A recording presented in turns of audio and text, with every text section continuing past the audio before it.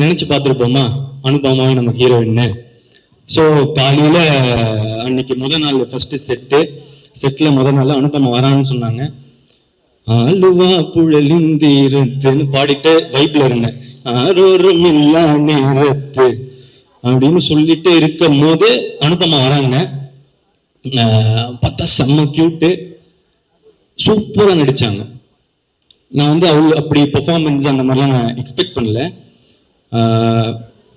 So thank you Anupama என்னோட நடித்ததுக்கு. அதுக்கடுத்து கயாடு. கயாடு வந்து is a new talent to Tamil cinema. ஆனால் இப்போ கயாடு ஃபேன்ஸ்லாம் என்னை போட்டு அடிக்கிறாங்க. ஏன்டா பக்கத்தில் போற, கயாடு பக்கத்தில் போவாதா அந்த மாதிரி சொல்லிட்டு அடிக்கிறாங்க. பசங்களெல்லாம் பிடிச்சிட்டாங்க கயாடு ஆல்ரெடி.